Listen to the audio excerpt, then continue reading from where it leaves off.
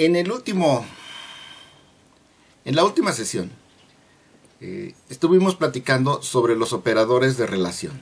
Y estos operadores de relación tenían que ver con operaciones aritméticas. Y menor que 10, todas las operaciones. Y sobre las precedencia que mantenían el operador de relación con todos los demás. ¿Sale? Entonces, incluyendo la operación de comparación y la pregunta de comparación con diferencia. Y ya nos estaba entregando un determinado valor. Sin embargo, los operadores de relación no son los únicos tipos de operadores que existen para poder hacerle preguntas a la máquina.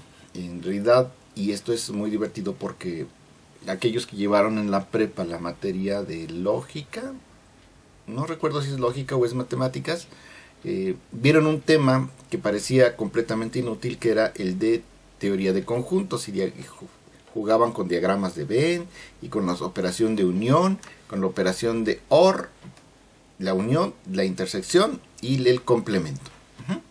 Entonces, su maestro de matemáticas les dijo cosas como estas: yo voy a tener un determinado conjunto A y voy a tener un segundo, tengo que hacer clic otra vez, y voy a tener un segundo conjunto aquí y ese va a ser B. No, está re feo. Ok, vamos a dibujarlo así.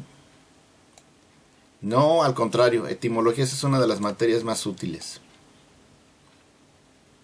Ahí está. Ya tengo dos conjuntos. Están re feos, pero no me importa. Tengo el conjunto A y el conjunto B.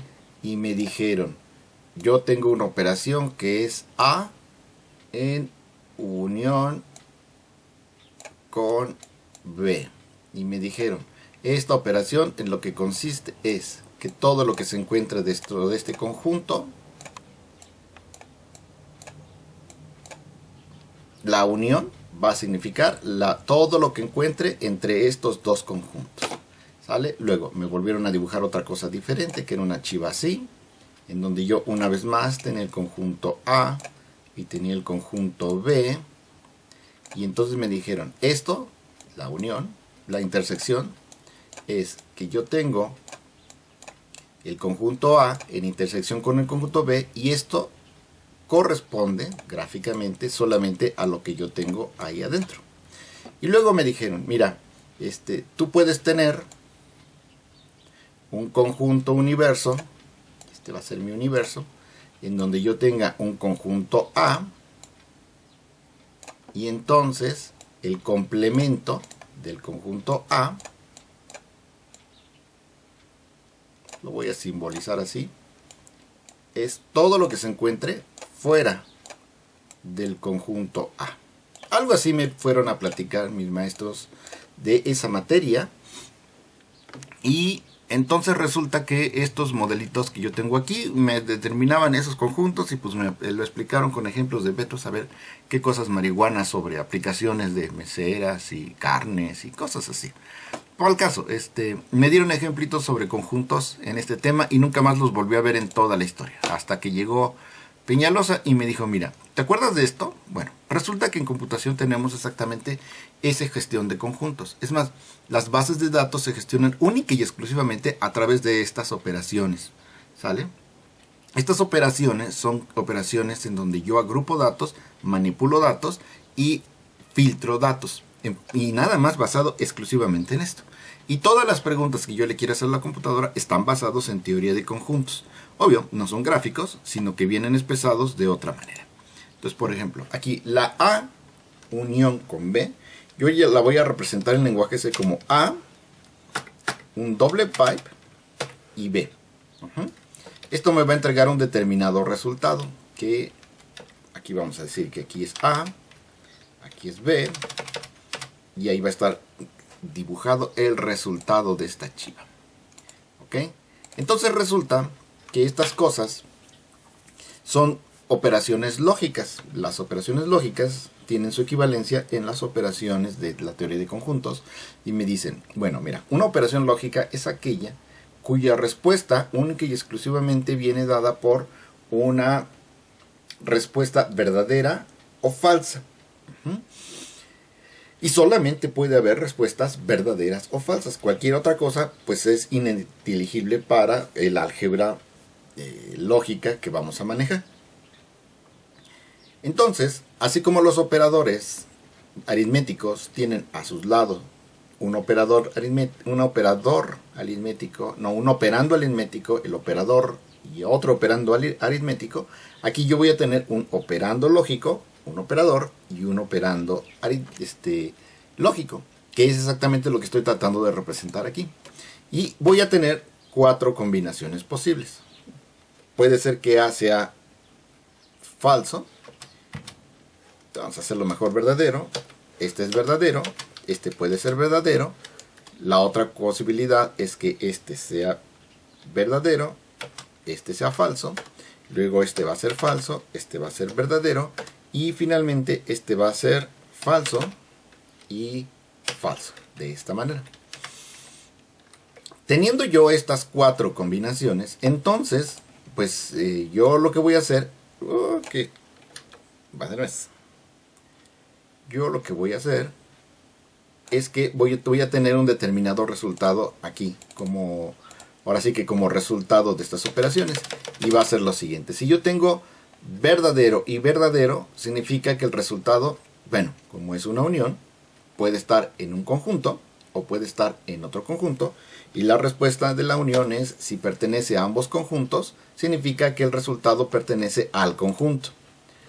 Si el elemento que estoy buscando pertenece al conjunto A, pero no se encuentra en el conjunto B, entonces, dado que es una unión, no me importa. De todos modos, yo lo encuentro en alguna parte de este conjunto.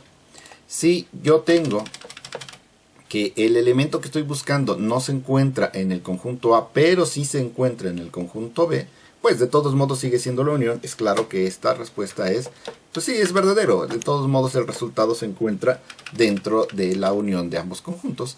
Y finalmente, si el elemento que estoy buscando no se encuentra ni en A ni en B, pues entonces aquí voy a tener un falso. El elemento, por más que lo busque, si no se encuentra en un elemento o en el otro conjunto, pues no pertenece a mi representación que yo tengo aquí. Ok.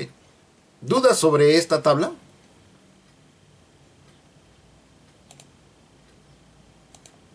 Esta es conocida como la operación OR.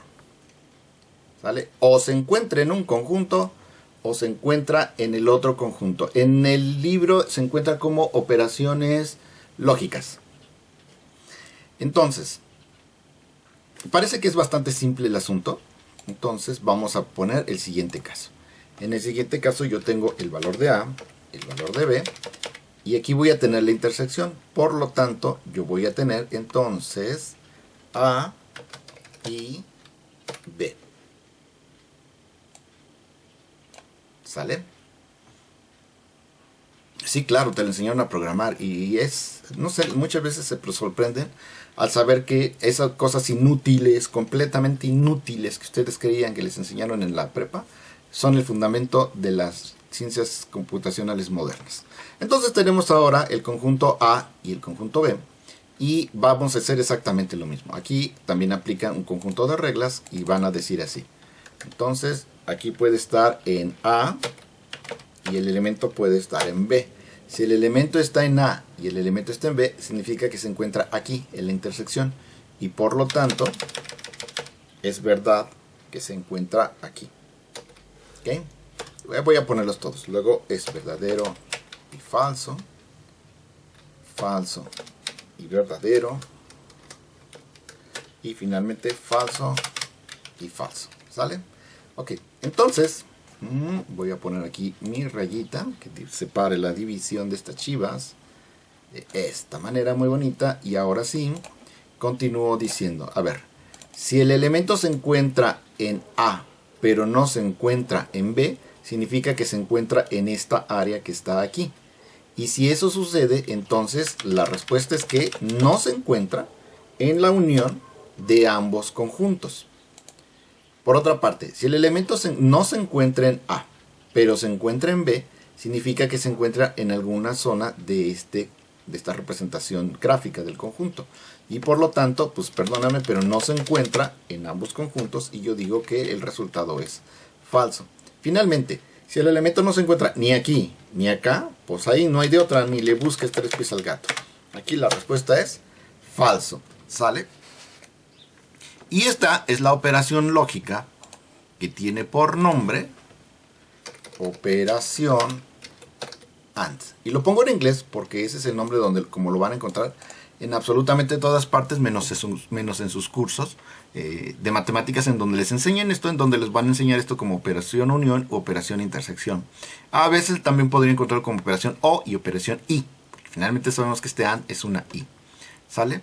Este chirimbolito que está aquí es el que se encuentra... Sí, es el que se encuentra abajito de la tecla Escape, arribita de la tecla del tabulador. ¿Sale? Tiene la misma forma. Está la tecla del 1 y luego a la izquierda está la tecla que tiene este chirimbolito. Y este chirimbolito recibe el nombre de pipe.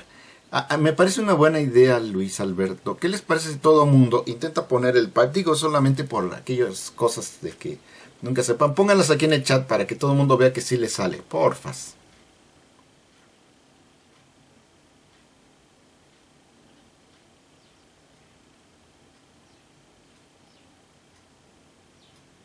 Excelente, ¿sale?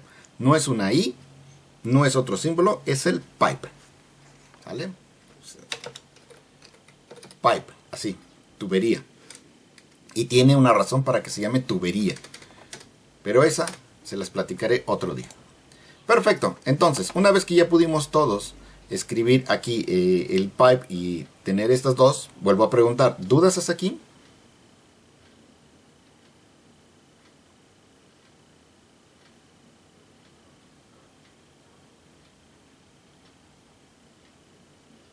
Muy bien, gracias. Vamos por la última operación lógica. Esta operación lógica es la operación no. Y entonces aquí tengo el conjunto A y el conjunto no A. Esta operación, pues por supuesto, como la anterior, puede ser falsa o puede ser verdadera. Voy a dibujar la rayita que divide los resultados. Ahí está. Hasta sería bueno dibujarle así, para que se muestre claramente la división entre los símbolos y sus valores en la tabla de verdad. Y entonces, una vez más, hago esto y digo, esta operación dice que va a ser el complemento, lo que aquí se va a volver verdadera cuando la cosa se encuentre fuera del conjunto A. Entonces, en este caso, si el chinche se encuentra fuera del conjunto A, significa que esta operación me va a regresar un verdadero. Si el chinche se encuentra dentro de la operación verdadera, entonces, si se encuentra dentro del conjunto A, entonces yo digo que no pertenece al conjunto y por lo tanto esta operación es 100% falsa y como ustedes pueden ver, y creo que podemos intuir rápidamente por qué se llama operación complemento. La operación, en realidad, lo que está haciendo es negar el valor que de entrada que yo tenga. Si tengo una E verdadero, lo pongo falso, y si tengo un falso, lo pongo verdadero. Entonces vamos a poner aquí abajo su nombre. Y el nombre de esta cosa es operación not. Así te lo pongo en inglés porque es como más comúnmente lo van a encontrar.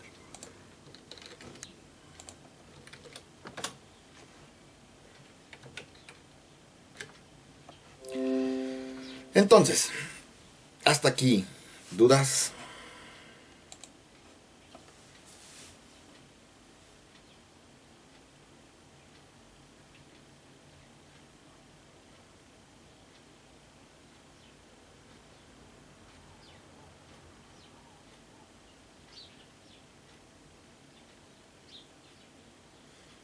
Como no me acuerdo si ya pusimos este pizarrón en el tablón de anuncios. Porque si no, mejor de una vez lo pongo allá. Si estoy grabando la clase. Si no lo hemos puesto, mejor de una vez lo pongo para que todo el mundo pueda venir y regresarse a esta lámina cada vez que lo requieran. Sí, vamos a hacerlo. No importa si ya lo hice, lo vamos a volver a hacer. Computadoras. Aquí le ponemos que este es el tablón de anuncios, el tablón de clase. Publicar en este instante. Ya quedó. ¿Vale? Entonces ya lo tienen ahí de una vez y para siempre, y yo también. ¿Ok? Entonces, estas operaciones que yo tengo aquí en pantalla son las operaciones más básicas y, como pueden ver, estamos operando exclusivamente con valores lógicos. Y por supuesto se pueden combinar entre ellas siempre y cuando aquí en medio tenga yo alguna otra condición. ¿Sale?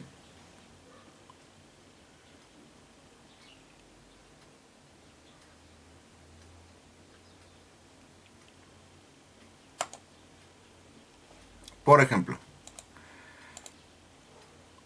si yo quiero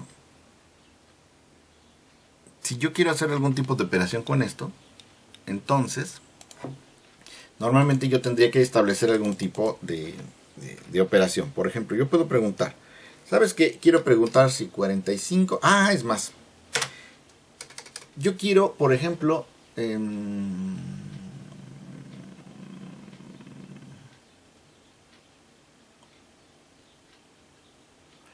¿qué condición determina que un estudiante apruebe, que obtenga una calificación? Una calificación, está muy feo así. Calificación mayor que 6. Esta era una operación de relación como la que teníamos en la sesión pasada. Sin embargo, ahora puedo decir, ¿sabes qué? El examen final aplica para todos aquellos que no tengan una calificación mayor que 6. Esta me da un valor y quiero que pensemos que un operador de relación me da como resultado un operador lógico. Eso fue lo que platicamos en la sesión pasada. Todas estas operaciones que yo tengo aquí, y menor que tal, y mayor que tal, menor igual, mayor igual, todas estas operaciones me entregan como resultado un valor lógico. Esto es verdadero o falso, esto es verdadero o falso. Inclusive esta que es una operación aritmética más grande y por 56 más 2 comparado contra esto, el resultado final de estas operaciones, que casi todas son operaciones aritméticas, me dan como resultado un valor lógico. O esta expresión es menor que esta o no lo es y por lo tanto me van a dar un valor lógico. Así que el resultado de estas operaciones de relación generalmente me sirve de entrada para me sirve como el valor que yo estoy poniendo aquí como A y B, y son las entradas, los operandos de mis operadores lógicos. Aquí, por ejemplo, estoy diciendo, si no es una calificación mayor que 6, entonces seguramente tendré que tomar alguna decisión al respecto. Yo podría intentar también hacer una comparación del tipo, necesito que el valor, que la suma de 3 más 8 y x más 45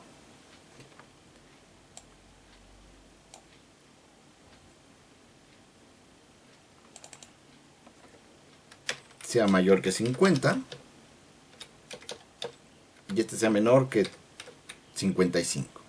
No sé, se me ocurre cualquier tontería. Y entonces aquí lo que estoy haciendo es estableciendo una operación de relación de este lado. Y realizo las operaciones y esto me va a dar por resultado un determinado valor verdadero o falso, y del otro lado voy a hacer exactamente lo mismo, y si se cumplen estas condiciones, entonces esto va a volverse verdadero, de lo contrario va a volverse 100% falso. ¿Sale? Ok.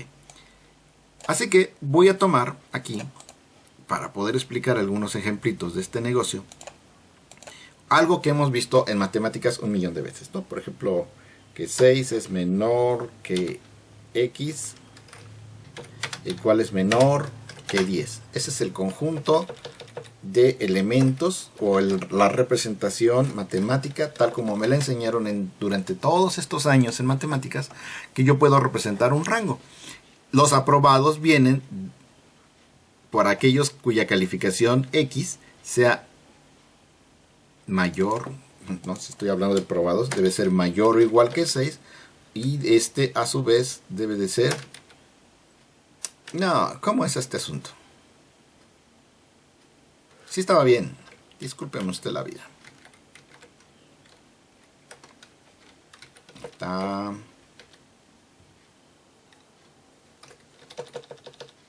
Ahí está. El 6 es menor o igual que x y este a su vez es menor o igual que 10. Y ese es el conjunto, el rango que me da los aprobados. ¿Sale? Entonces, si esta cosa es es como yo lo represento matemáticamente, pues quisiera pensar que si yo lo meto a la máquina, pues esto debería de entonces aceptarse sin ningún problema, ¿no? Entonces yo podría aquí poner los aprobados son aquellos que cumplan esta condición, donde X pues fue un valor que yo capturé de alguna parte, ¿no? Y yo pensaría que esto debería de encenderse cuando un alumno tenga una calificación que le permite estar aprobado. Fíjense nada más qué cosa tan hermosa va a suceder. Voy a tomarla tal cual. Bueno, primero, ¿creen que me lo acepte el compilador? O algo debería de hacer intuirse la respuesta. ¿Me irá a aceptar el compilador si yo pongo esto? Obviamente declarando las variables.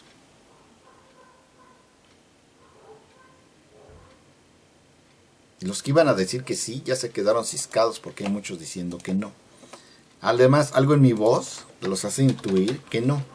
¿Ok? Voy a declarar la variable aprobados. Aprobados. Y voy a declarar la variable X. Ahí está. ¿Sale? Es más, a X le voy a dar un determinado valor.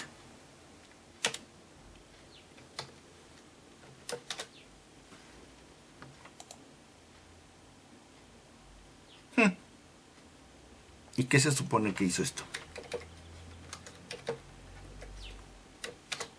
Ahí está. ¿Sale? No tengo la más remota idea de por qué no marca error, ¿eh? Sí la acepta, pero no sé por qué. Y ahora quiero saber por qué. Tengo mucha curiosidad. A ver. Scanf.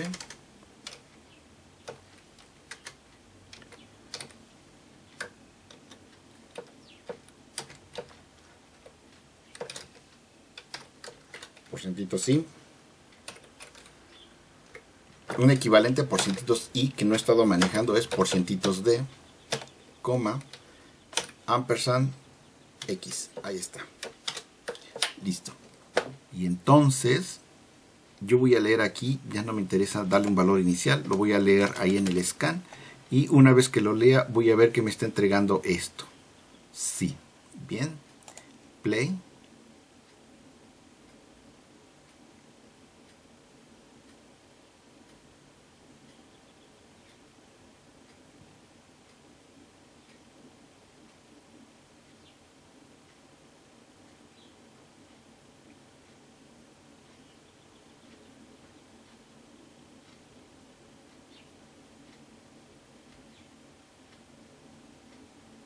Eso pasa cuando no le pones letreritos a tus cosas. Ok, le voy a poner 6. Ay, cuando quieras.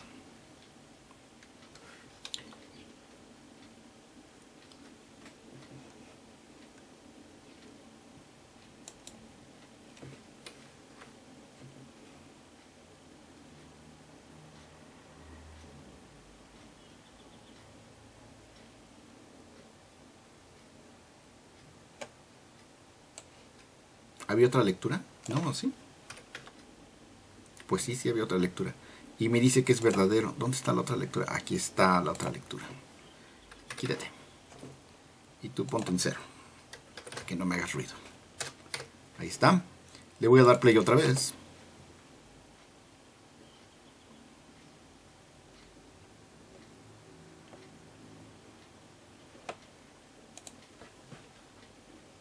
Esta vez le voy a poner 5.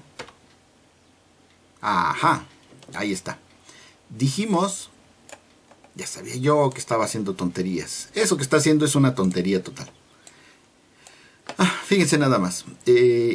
Aquí le puse el valor de 5 en la lectura y entonces entra el 5 y me está diciendo esto que 5 es mayor que 6 y menor que 10. Porque al final de cuentas eso es lo que significa esto. Está diciendo que el 6 es menor o igual que el 5 y que ese 5 es menor o igual que 10. Esta parte es verdadera, pero esta parte de acá no lo es. ¿Sale? No tengo la más remota idea. Ah, claro, cómo no lo vi antes. Claro, cómo no lo vi antes. Ya sé qué está haciendo. Ok, pues esto que está haciendo evidentemente está súper mal.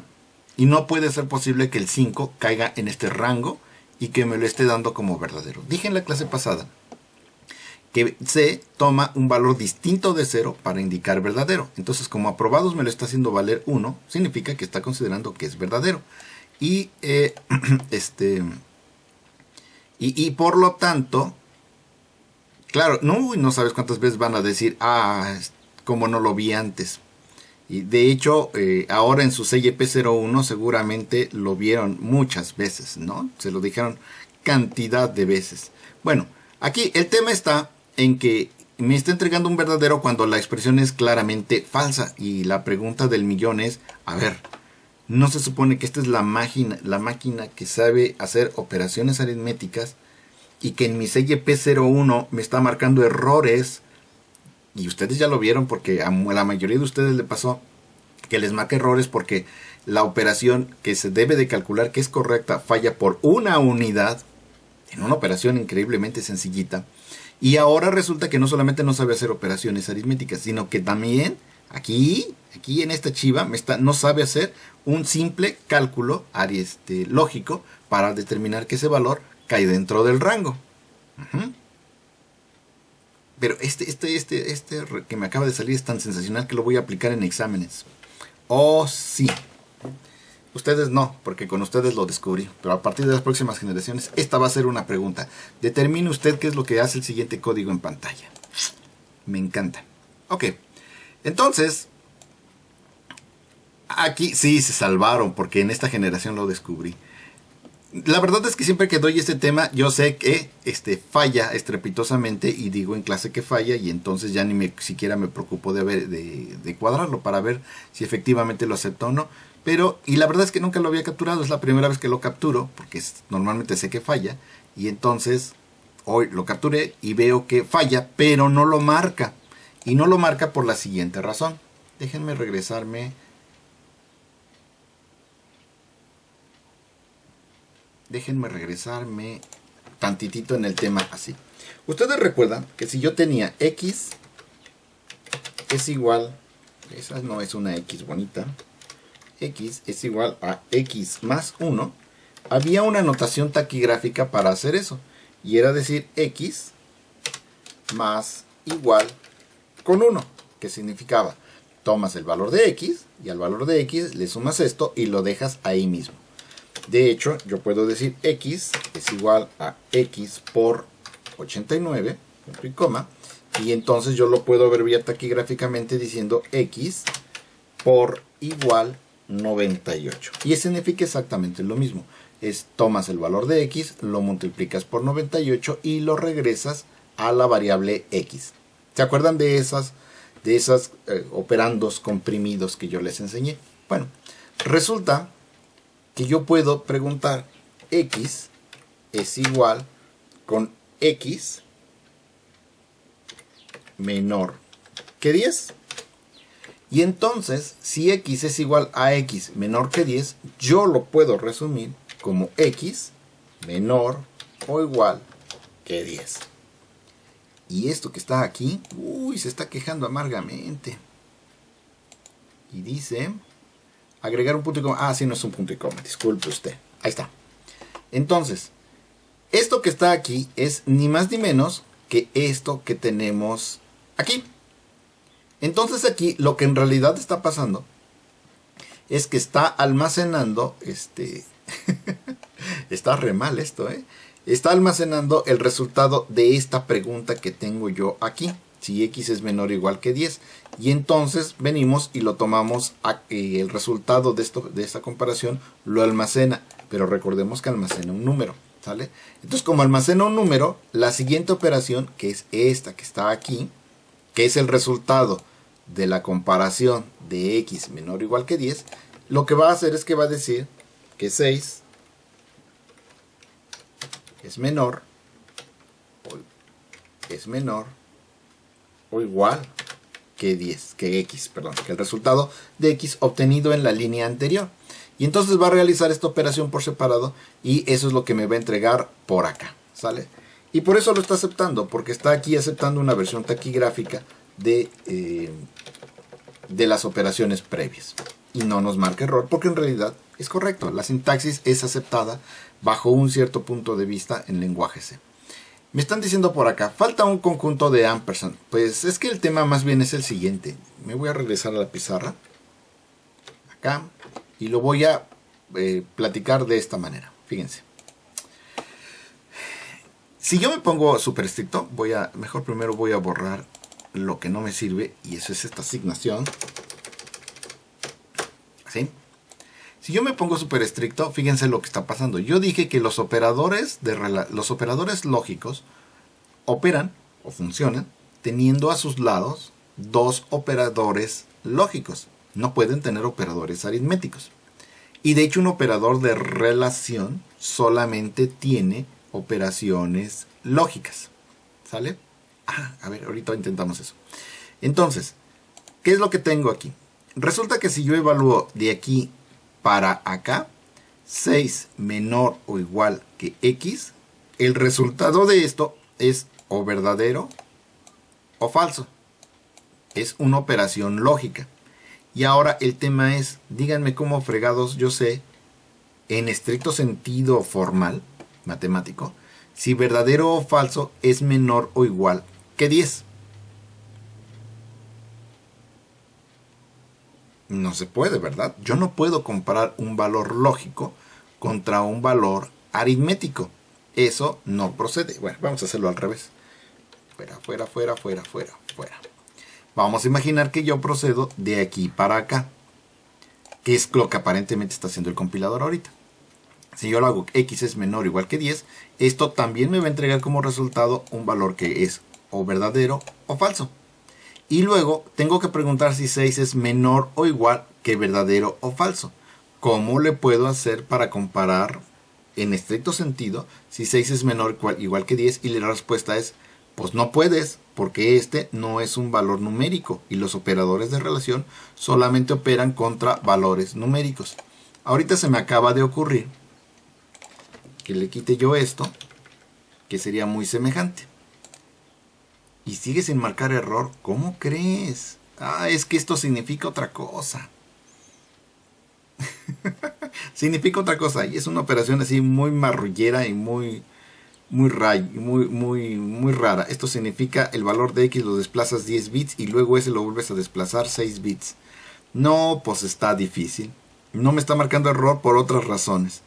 Entonces, el chiste está en que estas operaciones pues evidentemente no son correctas, ¿sale? No es válido preguntarlo así porque yo estoy mezclando peras con manzanas y estoy tratando de comparar un número contra un valor lógico. Esto me va a regresar ceros o falsos dependiendo de los valores de aquí, pero eso entonces significa que el 6 lo voy a estar comparando contra el 1 contra el 0. Según lo que está haciendo C en este momento. Y eso evidentemente es erróneo. Yo no puedo compararlo contra 1 contra 0 porque yo lo que quiero que es compararlo contra el valor que originalmente traía la X. De lo contrario me va a estar diciendo purititas mentiras. Y no necesito tener ese if. Yo puedo hacer esta operación lógica con o sin el if. Y lo puedo asignar a una variable como lo he estado haciendo hasta ahorita.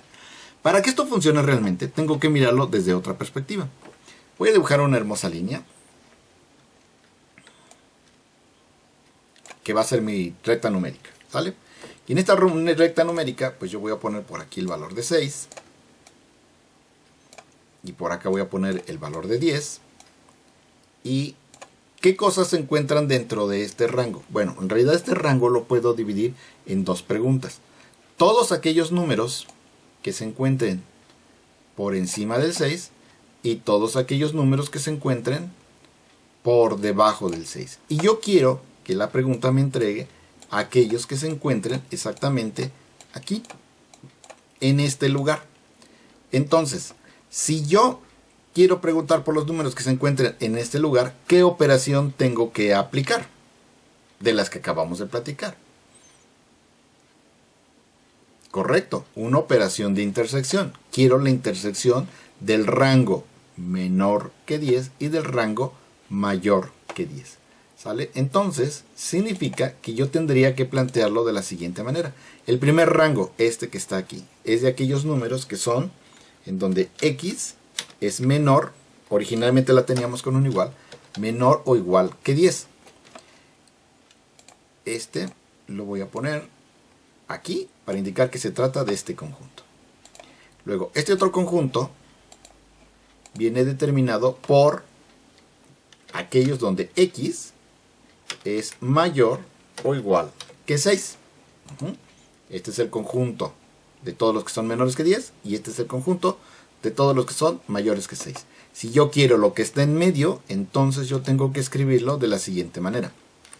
X es menor o igual que 10 en intersección con X, esa no es una X, X mayor o igual que 6.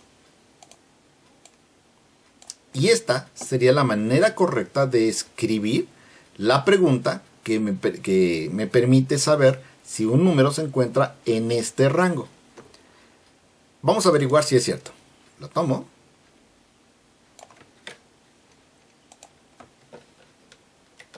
Ya la tomé. Y ahora la traigo para acá. Lo sustituyo aquí donde están estas cosas tan erróneas. Y vuelvo a ejecutar mi programita.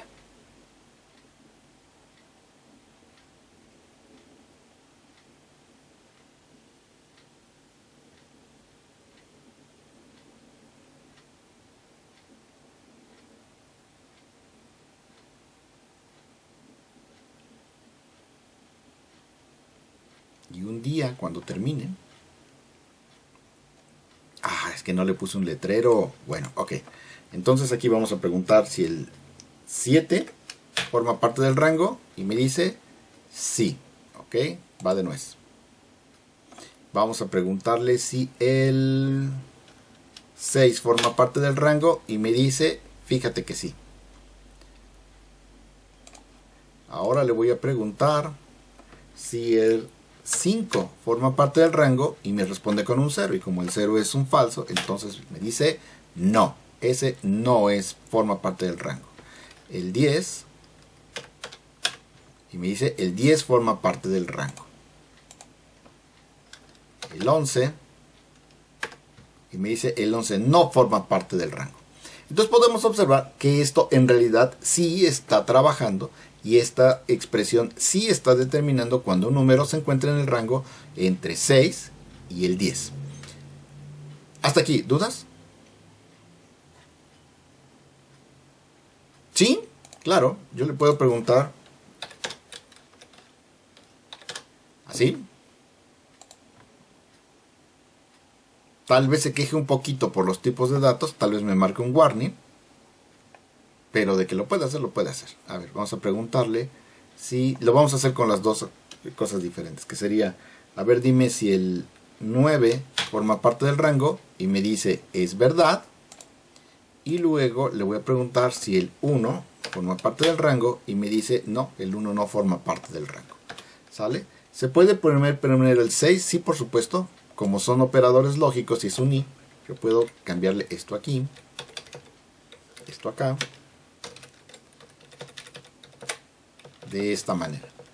¿Sale? Ahí está.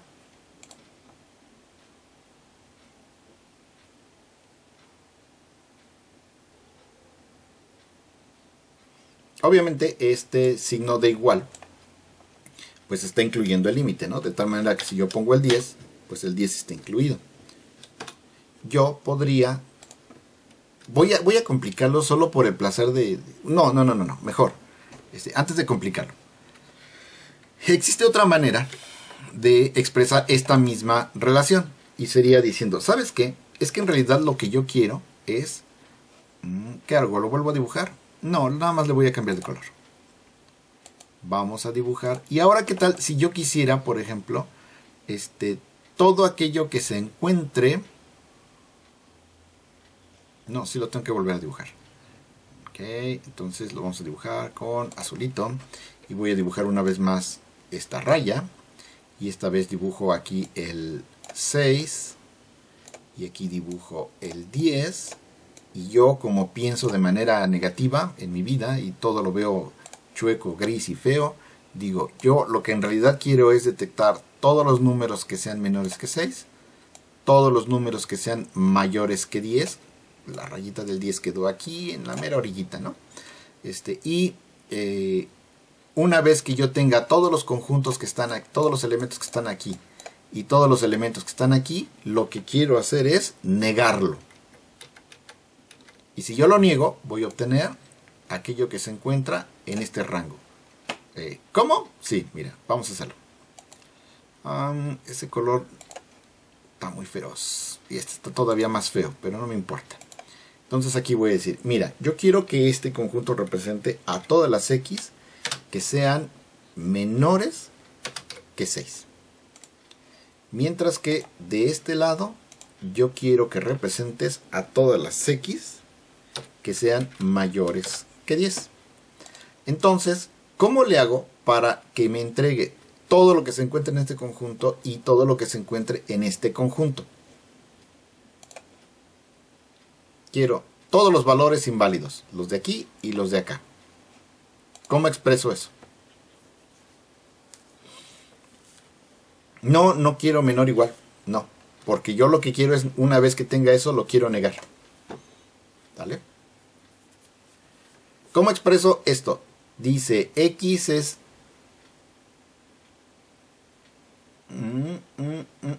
No. Quiero lo que se encuentra en este conjunto. Quiero todos los valores inválidos. Los que sean menor que 6 y los que son mayor que 10. Porque pienso de otra manera. Soy un programador que piensa diferente en la vida.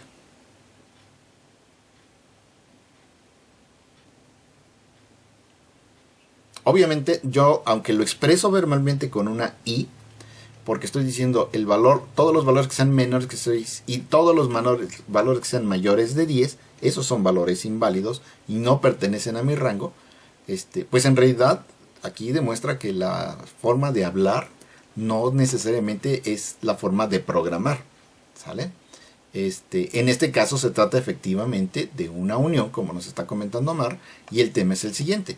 Yo aquí voy a decir, a ver, X es menor que 6, o el número es X mayor que 10. De esta manera, yo voy a tener el conjunto de todos los números que son menores que 6, y luego el conjunto de todos los números que son mayores que 10, y quiero la unión de esos conjuntos. Lo voy a simbolizar con un tachecito rojo, ya habíamos dicho eso. Entonces estoy tomando todo lo que está aquí y estoy tomando todo lo que está aquí. Lo pongo en rojo porque son números inválidos, ¿sale? Oye, pero ¿para qué querías hacer eso? Ah, porque les digo que yo pienso de una manera muy extraña, y ahora una vez que yo hice eso, lo que hago es negarlo. Y ya quedamos que si yo lo niego, entonces obtengo el complemento. Si yo estoy agarrando a todo el universo inválido, que es esto que está aquí y esto que está acá, entonces al negarlo, lo que obtengo es el conjunto válido. Todo el mundo inválido, lo niego. Entonces, si el número no es inválido, entonces significa que el número es válido. Vamos a probarlo porque igual y peñalosamente, ya saben cómo son estos maestros modernos. A ver, yo voy a tomar aquí y... no te pongas rejego. Ahí estás, control C, y me lo traigo para acá. Y vamos a probarlo. Entonces, lo voy a poner aquí y voy a decir que los aprobados... ahora los voy a determinar con esa expresión y me voy a olvidar de esta que tengo ahí arriba. Ya quedamos que las dos diagonales significa coméntalo y no lo peles. Entonces ahora lo voy a ejecutar a través de esta expresión, falta el punto y coma, y vamos a probarla. Le doy play. Primero pruebo con un valor intermedio como el 7 y me dice el 7 forma parte del rango. Lo voy a probar con números fuera del rango. Primero uno inferior, digamos el 5. Y me dice el 5 no pertenece al rango. Ahora me voy contra el 11. Y el 11 no pertenece al rango. Ah, pero ustedes me dicen, ah, no.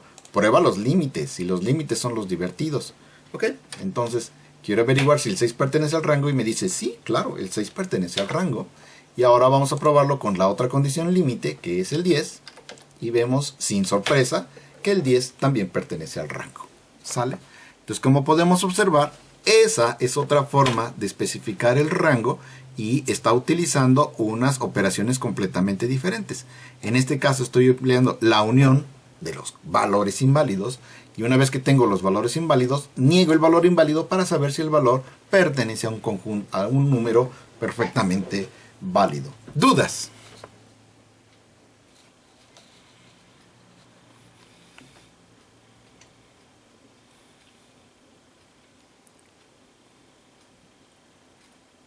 Yo, profe. Sí. Entonces, básicamente, esto de negar es lo contrario a lo que pusiste. Lo que Es puso. exactamente lo que dice la grafiquita. Si tú tienes un verdadero, lo niegas y lo pones falso. Y si tú tienes un falso, lo pones verdadero. Es una operación, por eso se llama operación no. De lo que me digas es lo contrario. ¿Vale? Bien. Ah, bueno. Ahora, antes de continuar con el tema con el siguiente tema, porque con esto estaríamos cubriendo el tema de los operadores lógicos, quisiera platicarles algo rapidísimo. Yo sé que lo saben, pero de todos modos no está por demás ahorita que hicieron su primer CYP, que quede claro este asunto.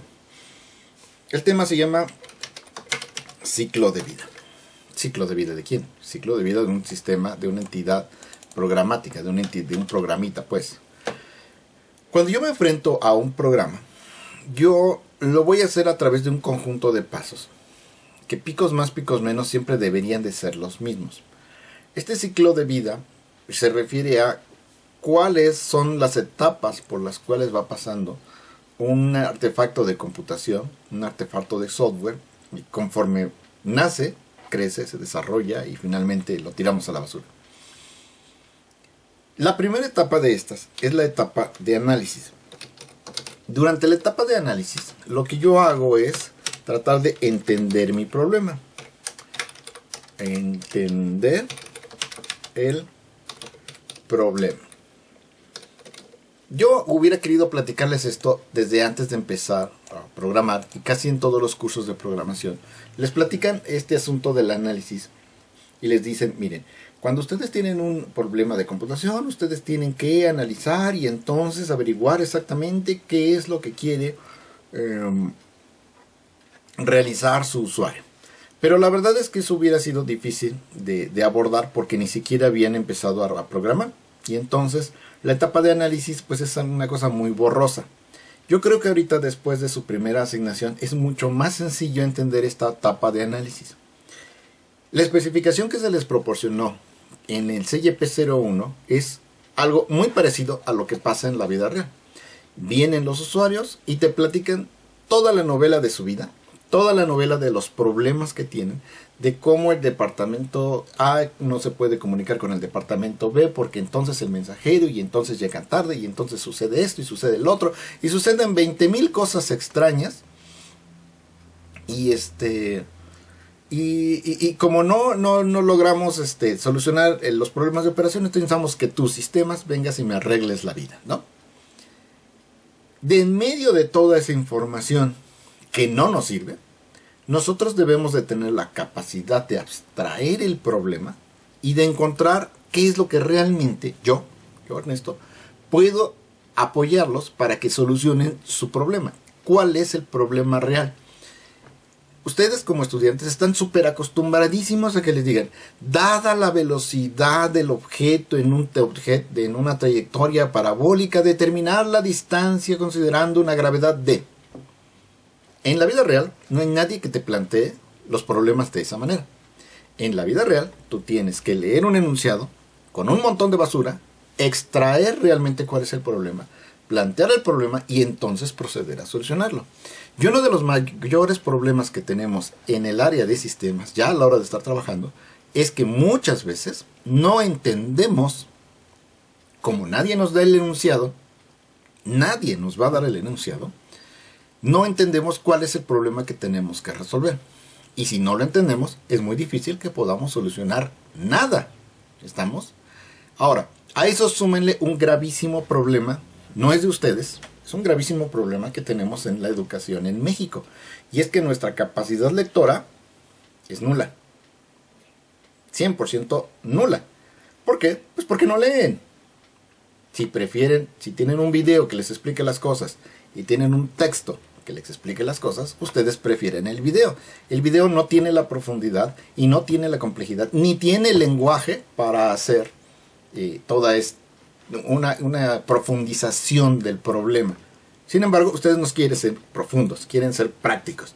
Y el problema de ser práctico es que quita todo lo que aparentemente es innecesario y se enfoca en lo concreto. No, ustedes tienen mentalidad de técnico, del mecánico de ahí, de allá abajo, y no de un ingeniero mecánico.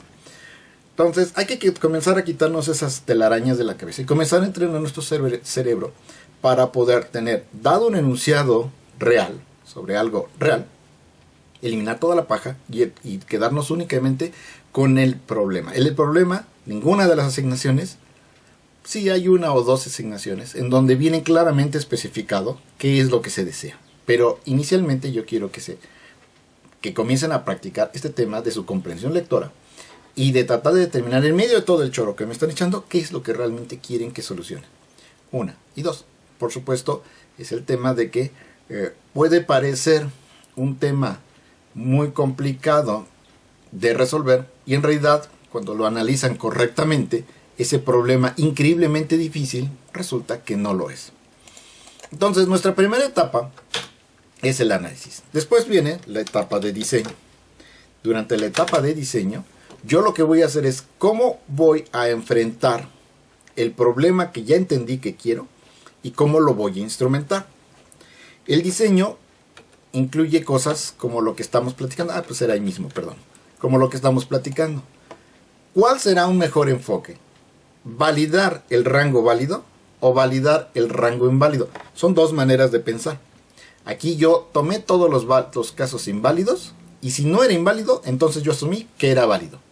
En este caso yo traté de restringir el modelo a solamente aquello que es válido. Esta es una forma de pensar y es un diseño, y esta es otra forma de pensar completamente diferente y es un diseño completamente diferente. ¿Cuál creen que sea mejor?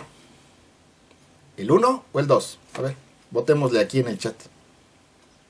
Validar lo inválido. Validar lo inválido, válido, inválido, válido, inválido. Como ven, estamos prácticamente 50-50. ¿Sí checan? Y la mayoría de ustedes se va por valida lo inválido. Ok, perfecto. La manera como yo decido instrumentar mi programa es toda una filosofía de vida. Y en ese caso de filosofía de vida, yo tengo que ser muy consciente que la manera como yo veo el mundo influye a la manera como se va a comportar mi programa. Los programas son definitivamente un reflejo del mundo interior de aquellos que lo están desarrollando. Si yo valido aquello que es válido, entonces me voy a asegurar que solamente lo que sea correcto va a pasar. Si yo valido lo que es inválido, pues prácticamente estoy tomando en cuenta todo aquello que no debería de ser y asumo que lo que no es correcto debería de ser correcto. Déjenles platico la historia de aquella vez en que me dejaron un sistema. Un profesor en la FES me dejó un sistema de tarea y entonces en ese sistema yo estaba validando las respuestas y decía, pues si es NEL, no, negros, mangos, ni maíz, ninguna de las cosas anteriores, entonces significa que en realidad les lo están negando y cualquier otra cosa diferente de eso es una afirmación. O dicho de otra manera, yo validé que a la hora de meter el dato no pusieran escape, no pusieran tabuladores, como iba yo a preguntar si sí o si no, que no pusieran números, que no presionaran control C, porque con control C normalmente se escapa el programa, y entonces yo validé todas las combinaciones que a mí se me ocurrieron sobre cómo el usuario podría proporcionar una entrada errónea sobre una determinada casillita. ¿Sale? Y entonces resulta que lo validé tanto y por tantas formas que yo me dije, si no es escape, control C, control B, control A, control ñ, control alt del, o cualquier otra combinación de estas, segurito es un valor válido. Yo me fui por este enfoque. Validé todo lo que era inválido y entonces lo que no era inválido seguramente era válido. Y al final entonces preguntaba, si entonces, como no fue ninguna de las anteriores, si la respuesta es un sí, entonces procede a ejecutar. Pero yo hice una pregunta directamente preguntando si era un sí con S mayúscula. Y resulta que ese día el profesor, por alguna extraña y misteriosa razón, tenía, perdón, lo pregunté con S minúscula y el profesor tenía activada la tecla de mayúsculas. Cuando él escribió el sí, tomó la mayúscula, resultó que no era una de las cosas que yo estaba validando como inválidas, entró, no pudo resolver correctamente porque yo estaba preguntando si era una C minúscula, entró una C mayúscula y por lo tanto no lo rechazó y se fue derechito a hacer cosas muy extrañas. Y falló. El problema del enfoque de validar aquello que es inválido es que entonces tienes que tener muy claro todos los casos posibles que vuelven inválida una situación. Y si no las contemplas, entonces vas a permitir que un caso inválido no contemplado entre como un caso válido. Y por lo tanto tu sistema puede tronar. ¿Sale? Lo estás permitiendo. Todo aquello que no contemplaste forma parte de aquello que está fuera del complemento y por lo tanto va a ser válido cuando yo lo niegue. Si yo me restringo solamente a poner los valores válidos, entonces yo me aseguro que si no veo algún caso inválido, pues no va a pasar porque no forma parte de los casos válidos. Eso es diseño. Cuando ustedes tienen varias opciones para implementarlo y de en medio de las elecciones ustedes toman los pros y los contras, los ponen en la balanza y deciden, ¿sabes qué? ¿Tomo uno o tomo el otro? ¿Sale? Picos más, picos menos, a eso se refiere el diseño. Es el cómo lo voy a instrumentar. Una vez que yo he decidido cómo lo voy a instrumentar, procedo propiamente a la instrumentación. Aquí lo voy a poner con una palabra, pero es incorrecto. Codificación. La codificación, que en realidad deberíamos de llamarla la instrumentación, o la construcción ya de mi modelo es, ok, una vez que yo ya entendí de qué se trata y una vez que yo decidí bajo qué modelo lo voy a solucionar, entonces procedo a darle duro a la tecla y entonces y solo entonces me arremango y comienzo a teclear. No antes. ¿Cuántas veces ustedes apenas y medio entendieron el problema y ya están tecleándolo? De hecho, en las empresas tenemos el gran chiste de, mira, el cliente no sabe qué quiere, el cliente no sabe cuándo va a empezar, pero sí sabe que necesita tenerlo para el viernes. Váyanse y de una vez comiencen a programar. Ya después les decimos qué necesitamos. Y eso es muy real, increíblemente real. Y evidentemente aquí el tema está en que la codificación aparece como el tercer paso de todo un proceso. No pueden ponerse a codificar si no han realmente entendido y establecido una estrategia de cómo lo van a solucionar. Luego, de aquí realizamos las pruebas.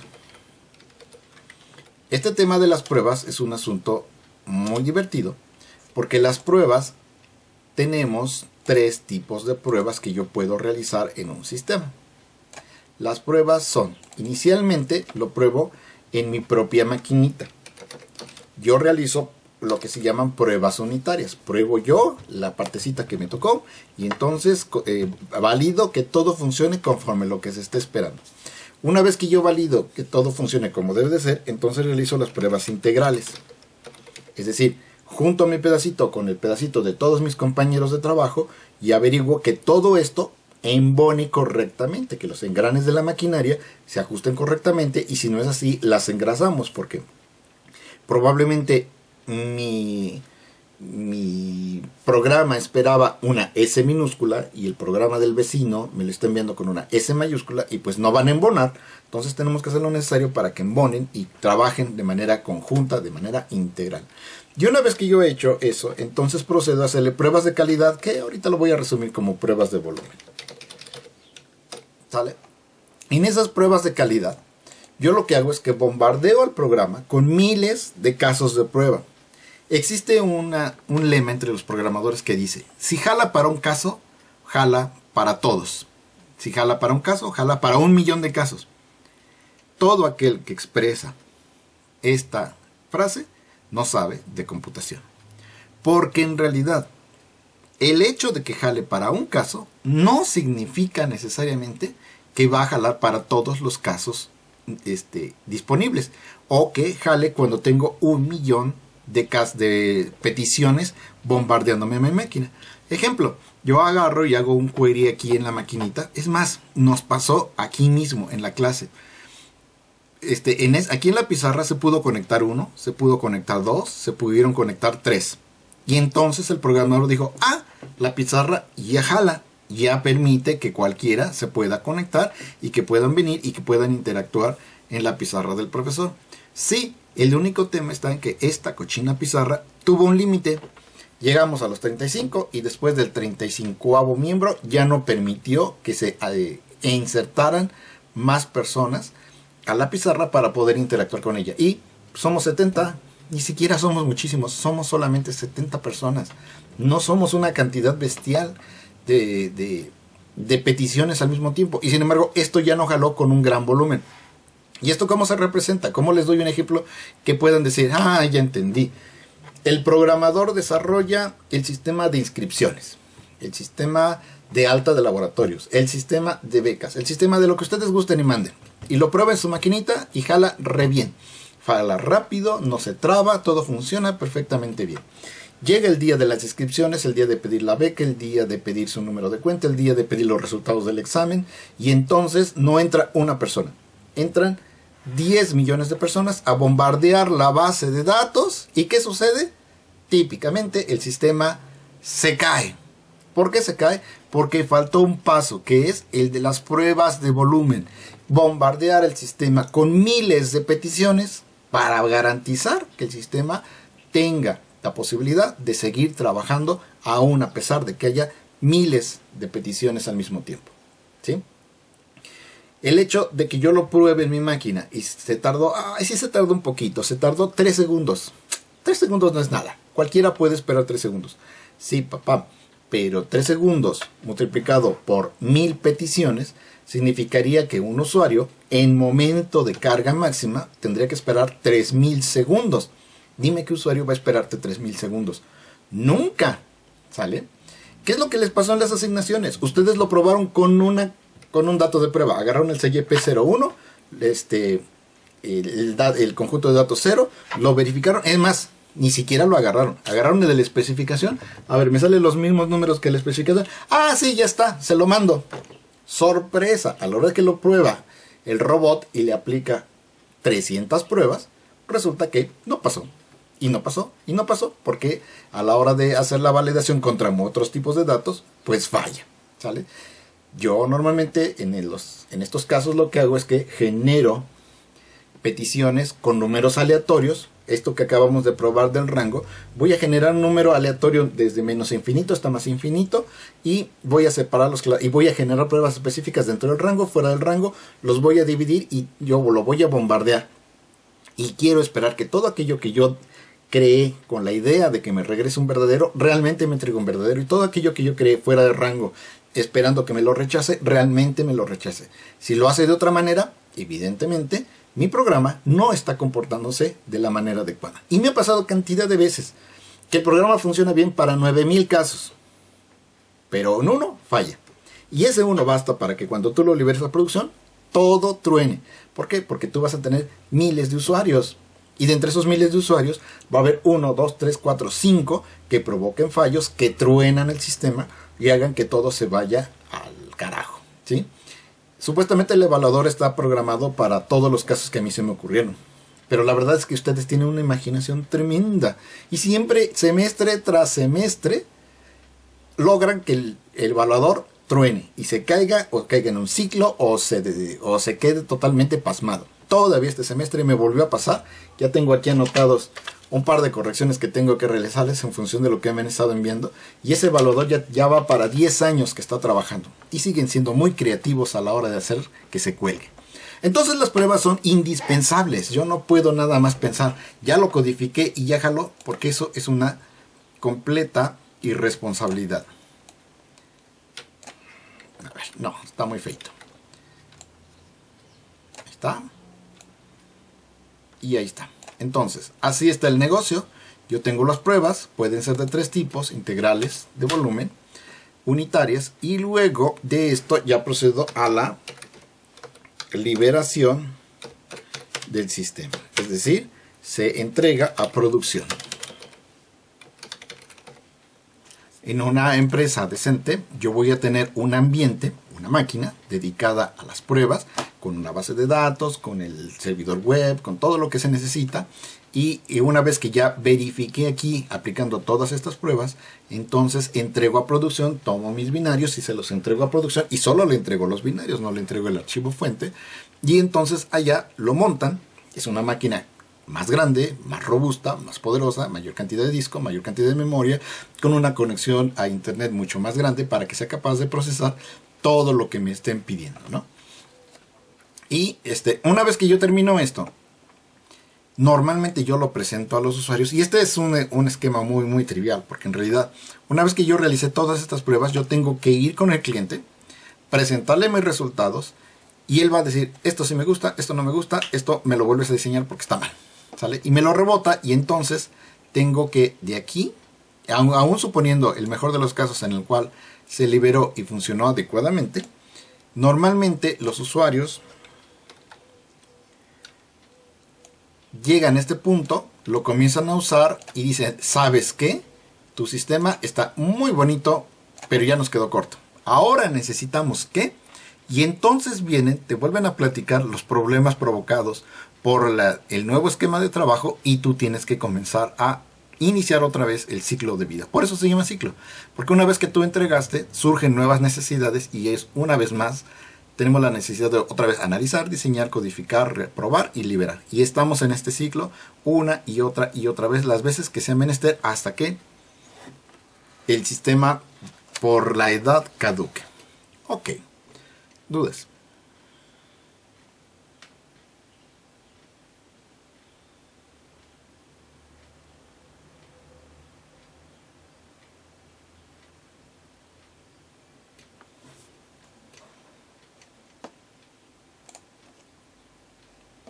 Bien.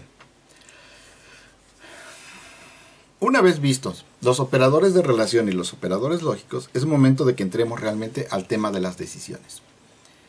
Sí, yo sé que la mayoría de ustedes han trabajado decisiones, pero de todos modos estoy obligado a verlas, porque hay quienes llevaron informática, pero pues todos sabemos que nunca falta el profesor que quién sabe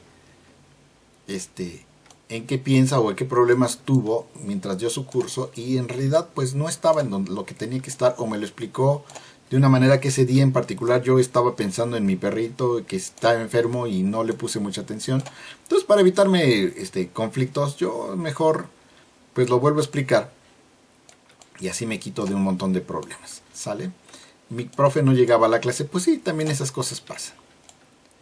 Entonces, para todos aquellos que pasaron informática y hasta con 10 porque entregaron un trabajo sobre Office, pues mejor me tomo la libertad de volverlo a explicar todo completo, y así no dejamos huecos para nadie. Además, esa es mi obligación considerando esta materia, ¿sale? Estoy dibujando aquí un diagramita en donde yo aquí muy mono voy a poner una condición.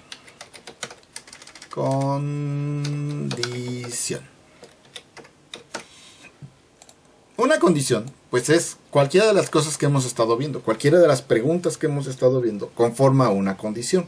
Si el número es menor que 1, si existe una relación entre los otros, si aquí pongo una expresión lógica, si lo que gusten y manden, yo voy a venir y hacer esa pregunta. Y además, durante toda esta explicación he estado diciendo que esas son preguntas que yo le voy a hacer. Entonces, esas preguntas, según lo que entendemos ahorita, dan como resultado solamente dos valores. O son verdaderas, verdadero, o el resultado es falso. ¿Sale? No hay de otra. O la respuesta es verdadera o la respuesta es falsa. Entonces, si la respuesta es verdadera, entonces lo que se debe de suceder es de que aquí, este cuadrito que dibujé, representa todo un bonche de instrucciones. Y aquí vamos a decir que ese bonche es un bloque verdadero. Verdadero. Ahí está.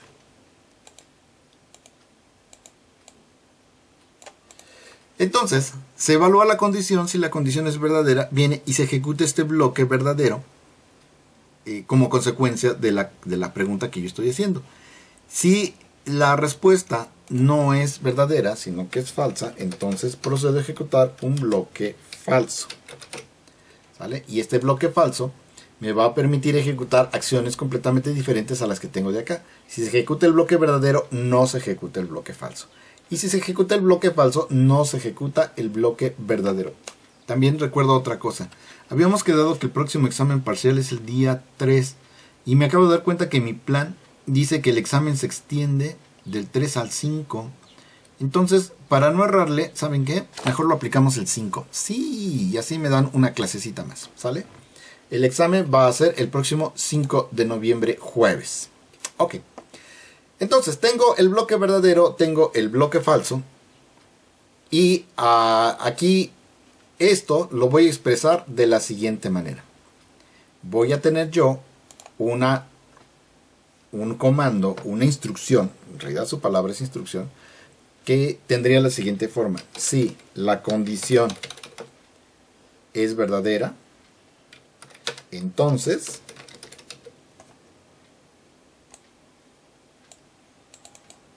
se ejecuta el bloque verdadero.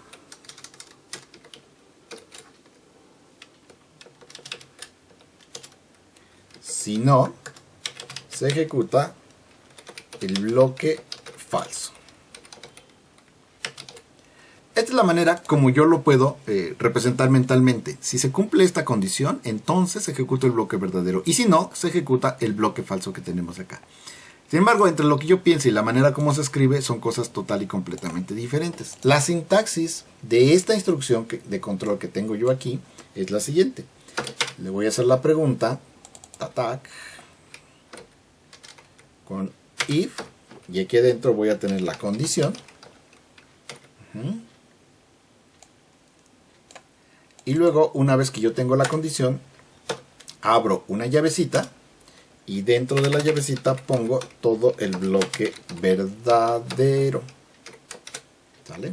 Separado cada instrucción por su punto y coma, como ya sabemos. Y una vez que yo haga eso, entonces cierro la llavecita, pongo la palabra else, que sería equivalente al si no que tenemos allá, abro otra llavecita y aquí tendría el bloque falso. Y finalmente cierro llavecita. Ahí está. Y estas serían las instrucciones de lo que, esta sería la sintaxis de lo que conformaría esta estructura de control. Le llamo estructura de control porque va a controlar el flujo de instrucciones que se van a ejecutar en mi programa. Si la condición es verdadera, entonces ejecuta el bloque verdadero y cuando termine se salta todo esto y no ejecuta el bloque falso. Si la condición es falsa, entonces se viene al bloque falso, ejecuta solo el bloque falso saltándose todo el bloque verdadero y cuando termine continúa en la parte de abajo. Quiero hacer notar que la instrucción entra, valida, toma alguno de los dos caminos, cuando termina se junta en la parte inferior y continúa su proceso por la parte de abajo, es decir, en esta sección de acá. ¿Sale? Entonces, visto lo cual, vamos a ver cómo nosotros lo podemos aplicar. Dudas hasta aquí, chicuelos. Insisto, ya sé que son masters en todo este asunto, ya lo conocen, pero pues uno no tiene la obligación de preguntar si hay dudas. Vamos entonces a hacer nuestro primer programa con un programa súper simplón, que es, vamos a averiguar si un número es par o no es par, ¿sale? Para ello, pues yo voy a declarar, por supuesto, un número. Ese es el numerito. Luego voy a proceder a leer el susodicho numerito.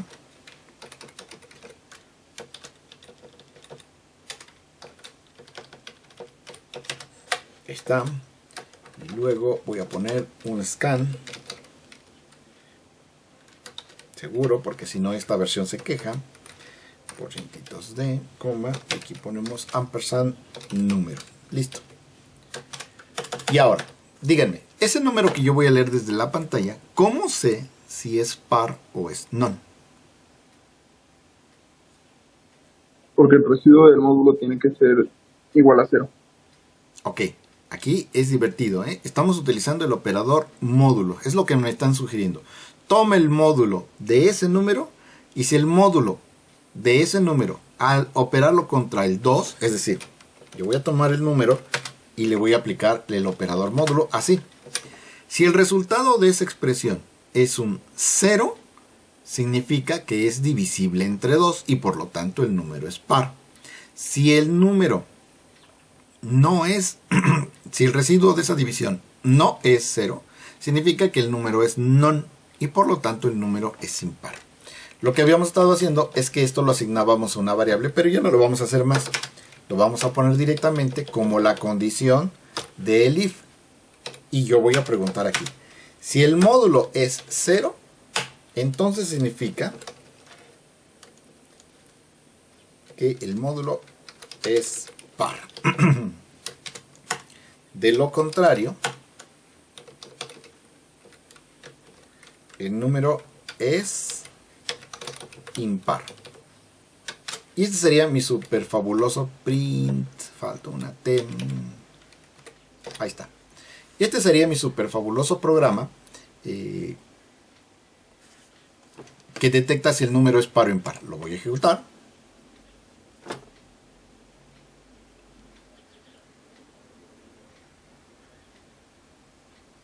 Y un día cuando termine,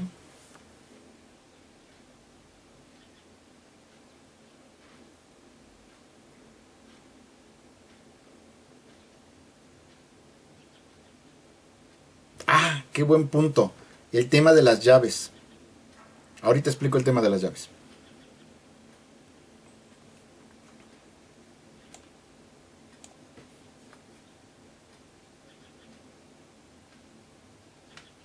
Ok, ya me está preguntando por el número y vamos a empezar por el más difícil, que sería el 1. Y me dice, ¿qué crees? El 1 es impar. Claro, leo el 1 módulo 2.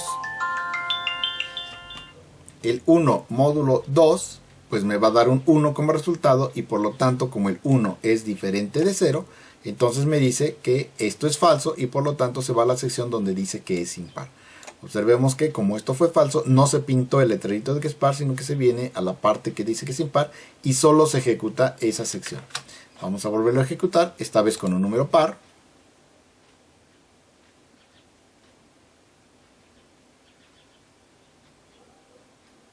Porcientitos de, este porcientitos de, dijimos que es equivalente a porcientitos i. Y tiene que ver con los números enteros. Un número par como el 8, y ahí está. El 8, cuando le aplico el módulo de 8 va a ser 0. El residuo de 8 entre 2 es 0. Y por lo tanto, como 0 es igual que un 0, entonces me está haciendo que esta condición evalúe como verdadera. Y por lo tanto, aquí se ejecuta que es par. ¿Sale? Ok. Y entonces llegamos a la conclusión de que nuestro programa está funcionando y ya lo puedo entregar a producción. Así es como pensaría un programador novato, ¿no? Llega con su jefe, le muestra los resultados y entonces el jefe decide ponerle un 0. ¿Y qué sucedió ahí? ¿Es correcto ese resultado? Reprobado. No. Que lo corran. Sí, sí, sí, que lo corran. No es correcto el resultado, efectivamente, porque el 0 no es ni par ni es impar. El 0 es neutro y no podemos considerarlo como encerrarlo dentro de esa clasificación. Entonces, por eso necesitamos hacer pruebas, ¿no? Porque necesitamos detectar aquellos casos en los cuales podemos ver, ah, caramba, no se me hubiera ocurrido esa situación. En ese caso, lo que va a suceder es lo siguiente. Y esta vez lo voy a dibujar. Ah, no, permíteme. No, me equivoqué. Es aquí. Esta vez lo voy a dibujar porque no me voy a poner a dibujar todo bien bonito, ¿no? Aquí, ¿qué es lo que está pasando? Bueno, yo tengo aquí mi diamante, donde estoy preguntando si n porcientitos 2 es lo que me está dando la condición, ¿no? Y entonces aquí, o esto es verdadero, o esta chiva es falsa. Espero que no se confundan demasiado con mis garabatos.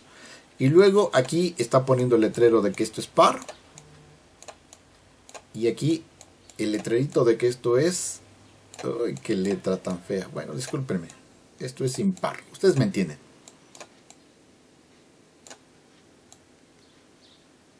Todo muy mono. El asunto estaba así.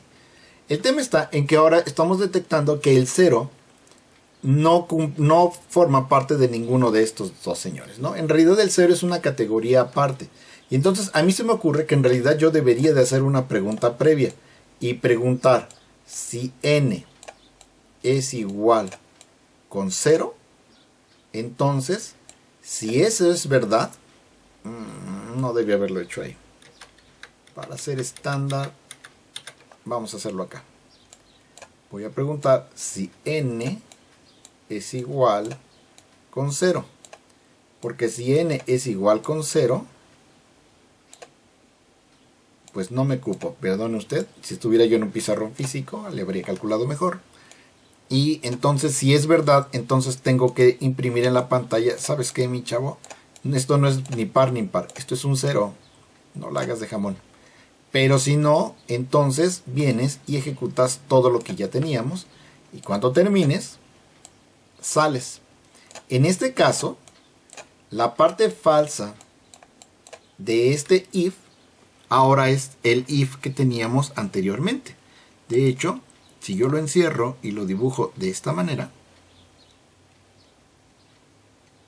esto se comporta como el bloque falso, lo que hace ratito llamé el bloque falso. Todo esto lo encierro y ahora es el bloque falso. Y yo tengo un if que va a estar por fuera encerrando todo esto y teniendo un nuevo bloque verdadero que va a ser el que me va a decir que se trata de un 0.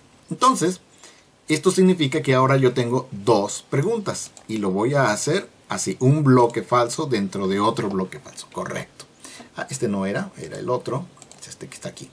Entonces, antes de realizar esta operación voy a preguntar, si el número es igual a 0, ¿qué voy a hacer? Voy a ejecutar, voy a imprimir, printf es un 0. Ahí está. De lo contrario,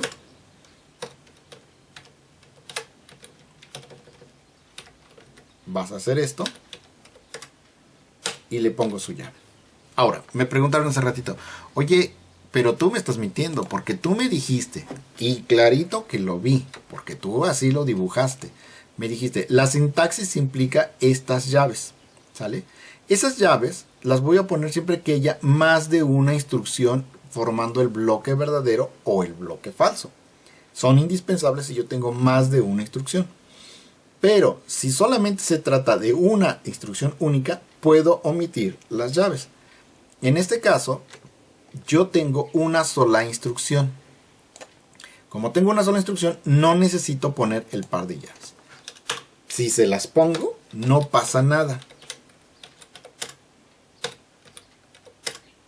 Así es la forma canónica. Listo. ¿Vale?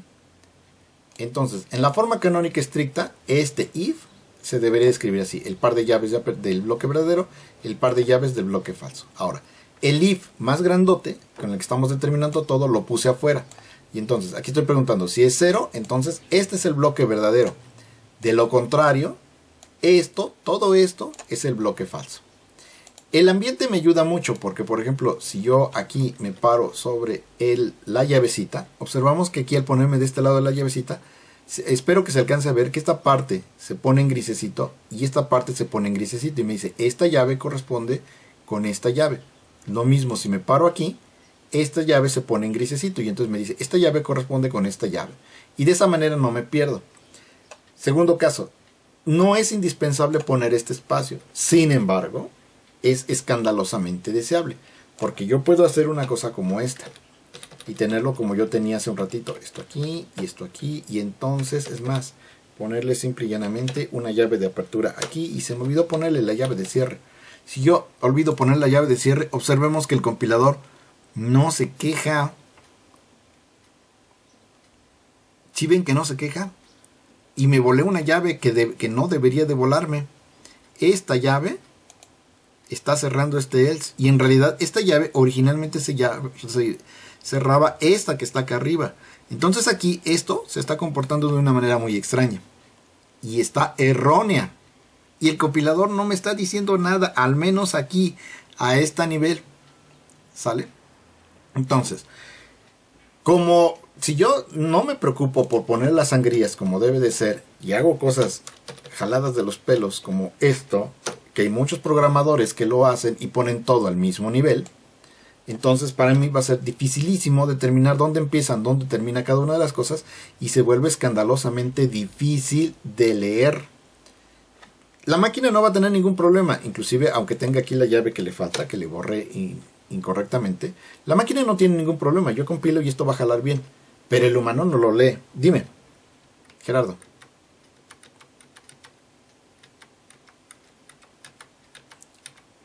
Pues más que para separar funciones, yo diría que las llaves son una forma de limitar el alcance. Yo aquí claramente veo que el alcance de este else es todo lo que se encuentre aquí. Además, cuando tengo las cosas con su respectiva sangría, el ID inclusive... Realmente ya se me acabó el tiempo. Aquí cuando yo hago esto, el ID se encarga de dibujarme esta rayita, donde claramente me dice esta llave, estas dos llaves van emparejadas. Esta llave que está acá está emparejada con esto. Y no solamente eso, también me permite tener estas casillitas en donde yo veo cuál es el nivel de anidamiento. Si yo le hago clic aquí, veo que esta es la parte falsa. Si yo le hago clic aquí, veo que esta es la parte verdadera. Y de esta manera yo puedo de un solo vistazo ver todo mi código y entender si la estructura es correcta. ¿Sale? Aquí por ejemplo, lo minimizo y entonces yo puedo ver si el número es 0, entonces se pinta 0, de lo contrario hace todo lo demás. ¿Sale? Si yo quiero ya detallar todo lo demás, pues lo hago así. Y de esta manera yo te puedo tener un vistazo claro sobre la estructura del programa. Vamos a ejecutarlo y vamos a ver si esta chiva jala.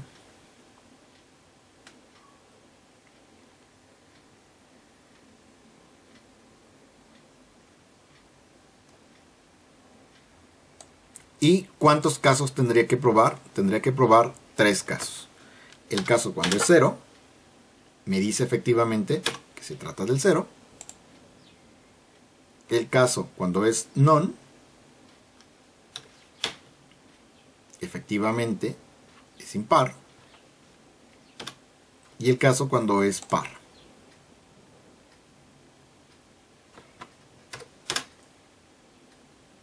Y en todos los casos está funcionando.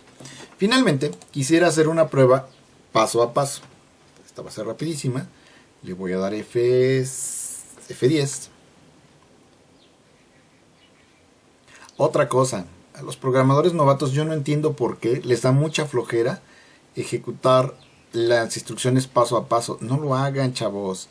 Y el depurador es su amigo. Le doy F7. Aquí puedo ver la pantalla. Se ve el número. Y entonces aquí procedo a leer el numerito. Cuando le doy F7 solito me trae esto para acá. Lo voy a hacer con el valor 7. ¿Sale? Y entonces ya aquí veo que el número tiene el valor de 7. Aquí ya me lo puso. Y pregunto, ¿el número es igual con 0? Y la respuesta es no. Entonces, como es un no, yo espero que de aquí se salte hasta el else. Le doy un F10 y vemos que efectivamente se saltó todo eso y ya no me peló. Aquí pregunto si el 7, ¿cuál es un módulo con respecto a 2? Ya quedamos que si yo hago esto, me va a entregar el valor y me dice que el valor que me va a entregar es este 1. Es decir, la respuesta es verdadera. Bueno, no es cierto. 1 es igual a 0 y la respuesta es falsa. Como es falsa, entonces procedo a irme a la parte falsa de este else. Se saltó todo el bloque verdadero y esto es lo que me está imprimiendo al final, ¿no? Me está diciendo, esto es impar, y una vez que termina, se salta todos hasta el final porque ya no hubo otra instrucción. O sea, aquí hubo otra instrucción, aquí se separaría ahí y ejecutaría eso, y ya puedo felizmente terminar, ¿sale? Y ya con el depurador puedo ver línea por línea por dónde me está llevando esto. Yo les sugiero que este programita lo ejecuten en casa, lo validen, lo ejecuten paso a paso y inclusive en el depurador en línea, en el compilador en línea, ¿sí pasó todo? Sí. Y inclusive en el compilador en línea, háganlo pasito a pasito para que puedan ir viendo primero cómo se depura paso a paso una sentencia if. Ahí está. y que vean, prueben cada uno de los 3 casos para que vean por dónde se está yendo, qué es lo que está haciendo, y vayan, tengan también el dibujito que hicimos ahorita en la pizarra electrónica donde se ve el diagramita, y ese diagramita ya les debe de decir realmente cuál es el flujo de instrucciones que va siguiendo este programita. ¿Dudas?